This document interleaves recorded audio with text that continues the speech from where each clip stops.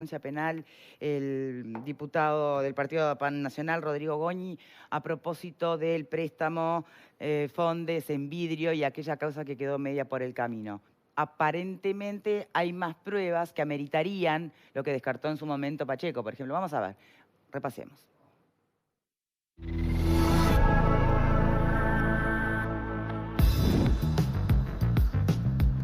El diputado explicó que la auditoría observó a INEFOP por no requerir información financiera en vidrio para poder otorgarle el préstamo y que el organismo tampoco reconoció la incobrabilidad en el último balance. ¿Cuál es la prueba del delito? Que en los 50 millones de pesos que INEFOP le dio en vidrio no fue un préstamo, fue una donación que por supuesto está prohibida por ley desde el Estado. La auditoría fue realizada por la consultora CPA Ferrer. El diputado sostuvo que las observaciones son nuevas evidencias que justifican la reapertura de la investigación. Hay una serie de hechos nuevos que demuestran que aquella denuncia que nosotros hicimos y que el fiscal cuestionó, ahora están las pruebas que faltan. Goñi presentó la ampliación de la denuncia junto al exdiputado Gonzalo Mujica.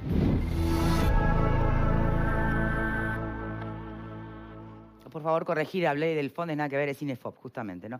Bienvenido, Rodrigo Goñi, gracias por acompañarnos en el programa de hoy. Bien, ¿en qué consisten exactamente estas pruebas que pueden constituir un elemento más significativo en lo que tiene que ver con eso, ¿no? Con la investigación de este caso? Es importante recordar que el préstamo del INEFOP en vidrio fue cuestionado por el fiscal, si bien el fiscal... Pero no encontró mérito para seguir... méritos para procesar. Exacto. Sí fue un cuestionamiento severo y de alguna forma admitió parte de nuestras denuncias y cuestionamientos que radicaban en que había sido un préstamo de mucho dinero sin hacer ningún tipo de análisis de cobrabilidad, sí. Que no es cualquier cosa. Cualquiera que va a prestar un dinero, mucho más si no es de uno, sea un banco o sea un organismo público, tiene que ver si ese dinero tiene alguna posibilidad de recuperarse, porque si no, no es préstamo. Es decir, si no, podrá pintarse de préstamo, pero va a ser una donación. Bien. ¿Y cómo llegamos de ese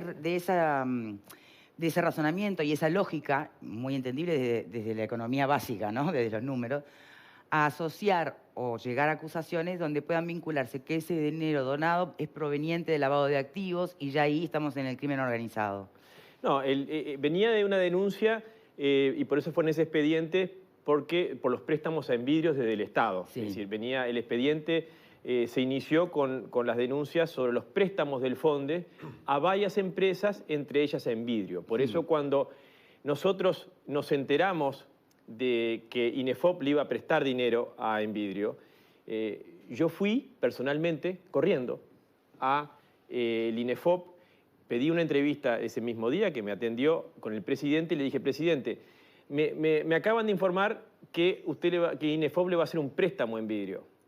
Me dijo, sí, estamos en eso. Bueno, yo quiero advertirle que eso es una barbaridad y que yo vengo a pedirle que no lo haga porque si lo hace, esto puede tener consecuencias penales. Tengo esa tranquilidad de que antes de que se firmara, y yo fui directamente, personalmente, a pedirle al presidente del INEFOP, a Eduardo Pereira, que no lo hiciera porque tenía elementos de que si se hacía en esas condiciones de que se estaban planteando, podía configurar un delito penal. Como después efectivamente se ejecutó con votos contrarios de la Cámara de Industrias y la Cámara de Comercio, dos de sus miembros, nosotros hicimos la denuncia penal ampliando aquel expediente que venía con los préstamos en vidrio. Porque entre otras cosas, y el fiscal lo recogió, decía que ya había sido asistido, uno de los últimos préstamos del Fondes de 5 millones y pico a Envidrio ya habían sido dados contra un informe técnico. No es que venía un préstamo limpio. La segunda parte del préstamo, el propio fiscal reconoció que el Fonde ya le había dado con un informe técnico contrario y que aún así el INEFOP le volvía a dar sin ninguna documentación, etc. Nosotros hicimos la denuncia penal, el fiscal entendió, fue en el mismo dictamen donde pide el procesamiento del exdiputado Placeres, y nosotros la semana pasada, el miércoles o jueves de la semana pasada, en la rendición de cuentas, aunque tardíamente, que también es un elemento allí que debe cuestionarse, porque no, el dictamen de la rendición de cuentas de parte de INEFOP no estuvo en tiempo y forma, Pero después sí fue subido a la página de INEFOP y ahí nos enteramos de un dictamen con salvedades muy grave, porque la auditoría externa, independiente, CPA Ferrer en este caso, que auditaba por primera vez los balances del INEFOP, dice que pidió la información financiera que por contrato, ya no por ley, por contrato INEFOP debía pedirla en vidrio.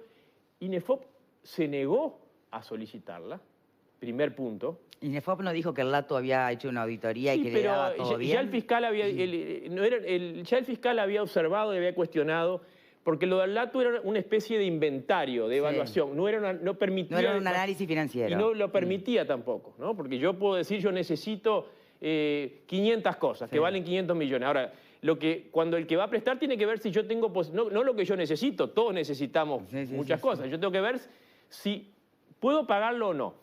Pero en este caso el dictamen le dice, bueno, tráigame, cuando ve ese crédito, tráigame la información. No la tengo. Bueno, pero la pidió en este tiempo porque en el contrato usted se obligó a pedirla. No la pedí y no la voy a pedir. ¿Por qué no la quería pedir? Porque era la prueba del delito. ¿Y cuál es la intencionalidad allí? Esconder un préstamo que todos sabían que no era préstamo, era una donación. Es decir, ahí indudablemente una presión política muy, muy fuerte por todo el tema en vidrio, que después terminó en lo que terminó, con pedidos de procesamiento.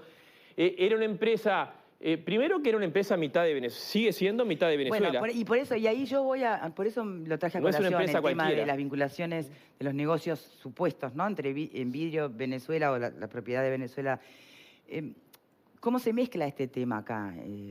El Bandes, los dineros y sus orígenes cuestionables. Todos esos negocios están aún en la oscuridad. Nosotros hemos ido denunciando que es lo que podemos hacer. Pero ¿es eso lo que está de fondo? Por eso pregunto, ¿qué es lo que importa en realidad? Sin ninguna duda, todos los fondos, estos fondos que vinieron de Venezuela, nunca se mostraron como vinieron, por dónde vinieron. Incluso las denuncias que nosotros hemos hecho y hemos pedido que se investigue de los flujos que un banco venezolano, porque el Bandes es venezolano, hizo en todo este tiempo, porque están bajo sospecha, no es que a mí se me ocurra. Las denuncias sobre todas estas operativas en el mundo entero están siendo denunciadas, al punto de que aquella famosa denuncia de aquellos 1.500 millones de dólares, que no importaba el monto, sí lo que yo denuncié y lo sigo sosteniendo, es que el Bandes Uruguay, por instrucción del Bandes Venezuela, empezó a traer plata al Bandes Uruguay y quería traer mucho más porque se le estaban cerrando todas las demás posibilidades que tenía en el mundo. El mundo entero fue cerrando a Venezuela la posibilidad de hacer esos manejos libres de dinero porque estaban todos bajo sospecha de corrupción. Pero en el caso de Envidrio, desde Venezuela vinieron por lo menos 16 millones. Nunca pudimos ver. Siempre pedimos, bueno, ¿cuánto vino? ¿Por qué vino? Pero no entiendo, Venezuela con la crisis que está viviendo, ¿hay mucha gente con mucho dinero? Indudablemente que sí, y de hecho nosotros hemos denunciado que hay fondos, hemos denunciado proactivamente de que hay fondos de Venezuela, del Estado venezolano, que no sabemos, porque hay secreto bancario, quiénes son los venezolanos que tienen sus millones acá. En principio son entes estatales. Pero digo, ¿hay indicios de que puedan provenir de lavado de activos? Bueno, en Venezuela hoy... ¿Dinero de lavado? Venezuela hoy es un narcoestado, como se reconoce en el mundo entero, digamos. ¿Quién manda hoy? Maduro hasta se dice que es un títere del narcotráfico y del contrabando internacional. Entonces, todas esas platas que salen de Venezuela, en esa miseria, como tú decís, están bajo sospecha. Todas las operaciones, ¿por qué Venezuela hacía aquellas operaciones donde pagaba 30, 40, 50 o 60% más que el mercado? Porque ahí se generaba todo un sistema de coimas de corrupción que todos los allegados al régimen de Maduro iban metiendo en la bolsa. Cuando uno paga más que el mercado, y sobre todo un 60% más, y sobre todo en productos commodities, es decir, que tienen precio, que lo puede comprar en cualquier lado a determinado precio, es porque hay una operación que detrás de eso tiene una coima importante, una corrupción, y que, bueno, se busca tapar con esos pagos de más. Todo esto de Venezuela es lo que nosotros hemos venido denunciando. Y han ido derivando, por ejemplo, lo de Envidrio fue una derivación de estas denuncias que hicimos. hoy al Envidrio, a donde prestó INEFOP con los dineros de todos los trabajadores uruguayos, le está prestando a quién sabe quién de una empresa que maneja quién sabe quién en Venezuela, porque la mitad de sus acciones es del régimen de Maduro.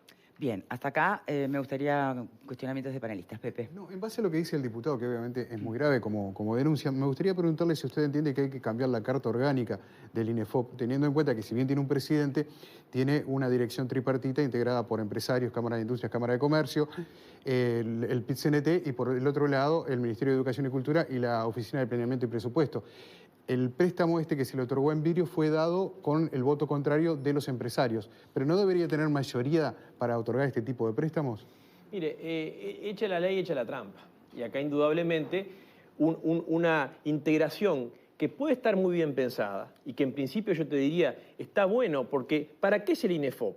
Para que a todos aquellos trabajadores que quedan sin empleo tengan una recapacitación, que en el mundo de hoy es vital, ¿no? Y de hecho, el INEFOP ha hecho cosas muy buenas. Ha hecho, y yo siempre lo pongo como ejemplo, cuando en conjunto con la Cámara de Economía Digital hizo aquel curso de programadores, que salieron más de 1000 y pico de programadores, que por supuesto hoy están todos trabajando y ganando muy buen sueldo. Ese tipo de cursos son el mejor ejemplo, que además se le ocurrió seguramente a la Cámara Empresarial y el INEFOP lo aceptó. Es un buen ejemplo de que esta integración es buena. Es decir, la visión de los trabajadores que empiezan a ver, bueno, qué tipo de trabajadores van a quedar próximamente sin empleo, tienen esa posibilidad de visualizar. Los empresarios que tienen la capacidad de decir por dónde se van a necesitar las nuevas demandas de la formación del trabajo del futuro. Así que eso está bien. Ahora, cuando acá, por un capricho, por presiones, de que había que salvar Envidrio sí o sí, porque si no se caía, digamos, un emblema, ¿no? De este gobierno, sobre todo Mujica le había puesto mucho cariño, había venido los presidentes de Venezuela a Envidrio, había todo un tema ahí, aquel modelo, ¿no? De la velita prendida del socialismo, donde Envidrio era un emblema.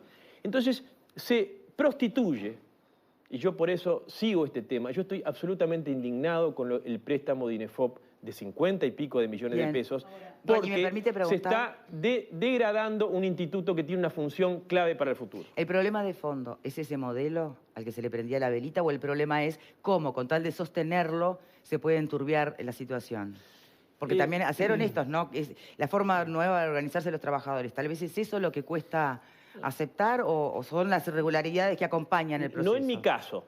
Yo soy un emprendedor y todos mis proyectos legislativos que acabamos de aprobar, la ley de emprendimiento, todo mi foco y mi énfasis es a promover el desarrollo emprendedor. ¿Por qué? Porque en el mundo de hoy, los nuevos puestos de trabajo, la enorme mayoría de los puestos de trabajo van a venir a través del emprendimiento, de la persona que además individualmente emprende a través de los servicios digitales, etc. Ahora, cuando usted quiere hacer empresa solamente con plata, en este caso del Estado, se olvida de lo fundamental. Empresa la hace el empresario, el chiquito, el mediano y el grande. Sin emprendedor no hay empresa. ¿Por qué fracasaron el 100% todos los emprendimientos que apoyó el FONDES? ¿Por qué? Bueno, porque las bases del emprendimiento no estaban. La enorme mayoría no tenían proyectos viables y sustentables y por eso fracasaron. Bien. Porque fracasaron todos, Más allá de este debate, a mí me cuesta visualizar cuál sería el delito concreto y quiénes serían los responsables en este caso de ese delito, teniendo en cuenta lo que decía Pepe aquí, que bueno, finalmente se vota aún con votos adversos, pero por mayoría, ¿no? El Estado no puede donar 50 millones de pesos, el INEFOP no puede donar 50 millones de pesos a nadie.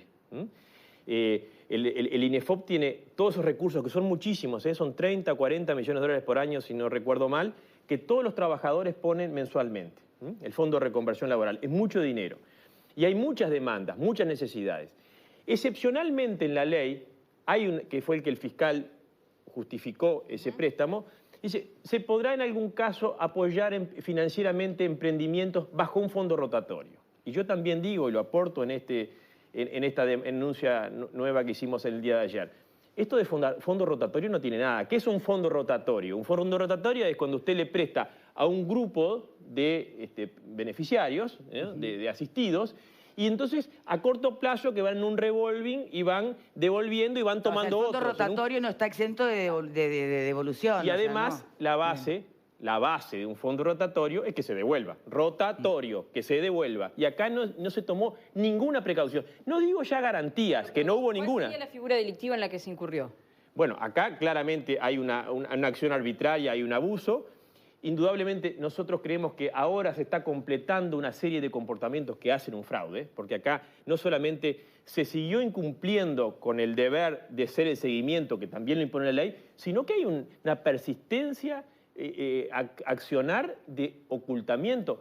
Ahora también al Parlamento, no solamente la auditoría que le dijeron no le vamos a traer, sino cuando la auditoría dice, bueno, pero tú tienes que informar al Parlamento y a la opinión pública que esto es pérdida, que tú tienes que provisionar.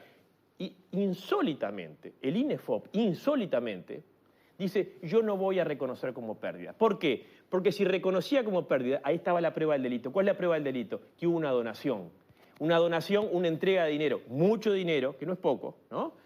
Y sin ninguna justificación legal. Nosotros creemos que con estas pruebas que aportamos, que además en este tiempo se fue constatando el trabajo negro de la enorme mayoría de los trabajadores, por lo tanto, lo que dice la ley, un fondo rotatorio, no es rotatorio porque nunca va a volver, para promover trabajo decente, y la mayoría de los trabajadores lo hacían en negro, haciéndole un fraude y una estafa al Estado.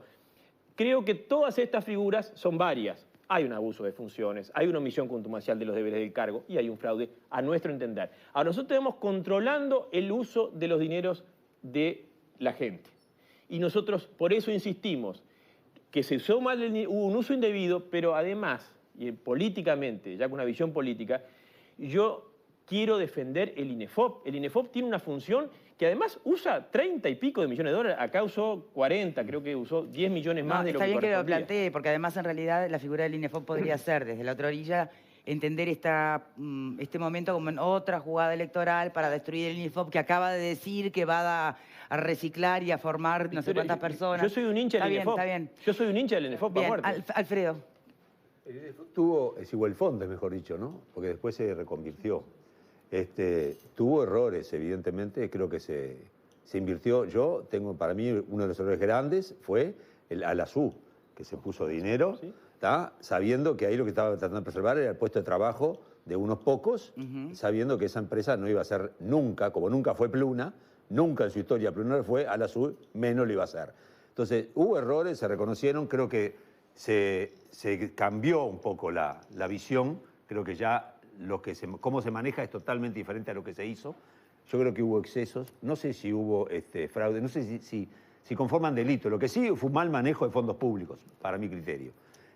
Ahora, lo que también se le cuestiona mucho al tema es que, aparentemente no es tu caso, Rodrigo, pero era eso de que empresas sin patrones es complicado, ¿viste? O sea, Bueno, pero eso yo traía el modelo como... No, que muchas veces lo que decían, no, ellos no saben. Y lo que se dio cuenta es que no eran empresas sin patrones, eran empresas que habían estado fundidas complicadas, entonces vos la querés reciclar para mantener trabajos, es probable que no te funcionen, por algo se fundieron. Pero que haya empresas cooperativas que funcionen, hay muchas en Uruguay. Comparto Tenemos que 100%. cerrar. Goñi, reflexión final breve, por favor. Que termina el periodo el periodo de gobierno, creo que no puede quedar esto sin consecuencias. La impunidad le hace un daño terrible al sistema democrático, ¿no? En el espacio anterior estaba todo el tema de la credibilidad en el sistema. Es muy importante para la credibilidad del sistema democrático que la gente vea que cuando se usan en forma indebida los recursos públicos que la sociedad con un gran esfuerzo pone, tienen consecuencias. Y esa es nuestra obligación como legisladores. Primero hicimos todos los pasos, por eso yo decía, yo fui a Eduardo Pereira y le dije, Eduardo, no lo hagas. Segundo, pedí la investigación parlamentaria, me la negaron. Tercero, recién después hice la denuncia penal, que creo que, como bien decía Pozzi, cuando se cometen este tipo de acciones tiene que tener sanciones. Lo ideal es que primero políticamente el sistema reaccione, no reaccionó. Nunca quiso el Frente Amplio apoyar a una investigadora. La denuncia penal es el último recurso porque algún tipo de sanción ante este tipo de conductas tiene que existir, si no la sociedad ya no cree más nada. Diputado Goñi, muchas gracias por habernos acompañado. Gracias. Última pausa y reflexión final de nuestros panelistas. Empezamos por este lado, les prometo. Ya venimos.